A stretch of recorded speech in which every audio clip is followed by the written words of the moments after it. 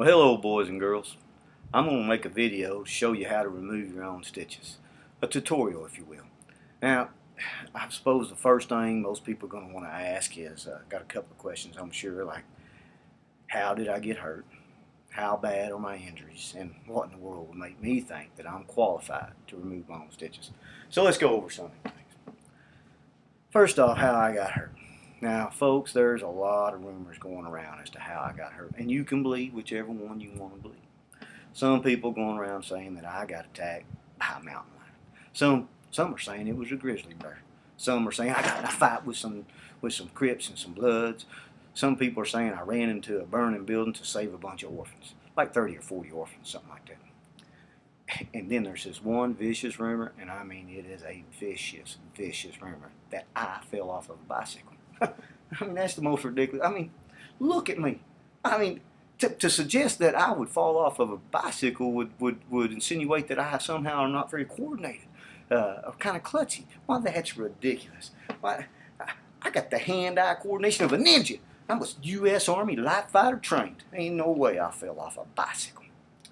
So anyway, so that's how I got hurt. You can believe whatever you want. Now, as far as my injuries go, I got a couple of them. First off, I got some scratches on my back. They hurt a little bit. And then I got some road rash right there. You have to, I'm kind of close. It's almost healed up now. But I mean, that's probably like a .0097% of my body. I mean, it's a lot. And it hurt. It hurt like the dickens. I mean, it hurt bad. And then I got some stitches in my leg. I mean, I nearly lost my leg. It was horrible. They wanted to amputate, but I told them no. So anyway, they sewed it back. They sewed my leg back on. 7 stitches. That's right, 7 stitches. And it was horrible. But they sewed them back on. So now you might want to know why would I think that I'm qualified to remove my own stitches? Well, here's why. Because I'm one tough SOB. That's why. I mean, I'm tough. And I'll tell you why I'm tough. It's because there's a lot of reasons, but it started from when I was a little kid. I grew up in northeast Grand Prairie. I mean, that's like the South Bronx of Texas, man. Are you kidding me? I was packing heat by the time I was in the 3rd grade. Ran around with some scary characters over there. Guys like Dale Walters. He could throw a ball so hard he knocked kids' head off. Did it all the time. Killed 2 or 3 kids right there on the playground. He's a rough dude. There was like the Raging Cajun Julie Bro. I mean, my goodness, she was meaner than that Bonnie and Clyde girl any day. The whole Wilson gang over on Small Street ran by that mean hombre O.S. Wilson. Meanest cat that ever walked the face of earth. So I run around with them guys. Made me tough right off the bat. Tough. Strong like bull. But anyway, then I rode bulls. I rode horses. I was in the U.S. Army. I mean, I'm a combat veteran. I went down there to Noriega. I single-handedly whooped that army by myself. And the whole time I had to watch my back because of the guys I was fighting with.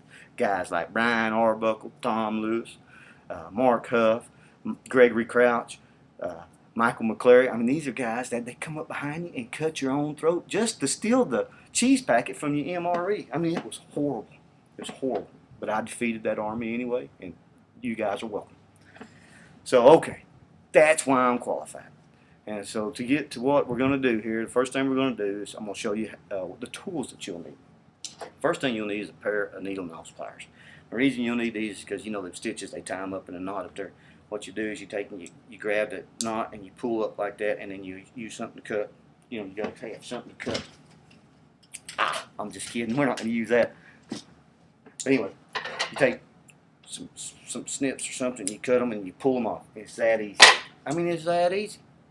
So that's why I do it myself. I mean, I've had thousands of stitches in my damn day, and after they took the first 100 or 2 out, I saw how they was doing it. I was like, man, I can do that myself, and I've been doing it ever since. So I take my own stitches out. But those are the tools you need, and now we got to go over some preliminary procedures you need to take care of and some precautionary procedures. So as far as the preliminary procedures, first thing you need to do is make sure your tools are sanitized. Now, folks, I'm not a doctor. I don't pretend to be a doctor, and I ain't 100% sure how you sanitize anything. But I do know this. My dad used WD-40 for everything. So what I did, I mean, this stuff's like magic. You can spray it on your bait and you'll catch more fish, I promise you. So I sprayed my WD-40 on it, and then don't worry about it. Tracy, she vacuums about every couple of months. So anyway, you take and you you spray it down with WD-40, take some paper towels and wipe it off. All right. That takes us to, oh wait, another preliminary procedure. You need to be calm when you do this. I mean, you need to be hands like, like that. So what I do, I mean, everyone's got their different ways of doing it, and that's fine. You do whatever you got to do. But what I do, I smoke a pack of cigarettes, I drink a bunch of beer, drink a pot of coffee. I'm pretty steady about it. Steady good, buddy. I can do anything. So that's what you do to get ready. Then let's see. There's some precautionary procedures. That brings us back to the paper towels. You see, I got a bunch of paper towels. And the reason why is because when you're down there and you got this and you got that and you're working on your legs, I mean, you could screw up. You could slip and you could cut a vein. If you cut a vein, you have blood everywhere. That's why you gotta have paper towels. You need to have your stick and a bandana for a tourniquet. And if you was U.S. Army trained, you'd know how to do that. And some OD green, 100-mile-an-hour tape, because this stuff will do. This will fix anything. If my leg falls off, I tape it back on.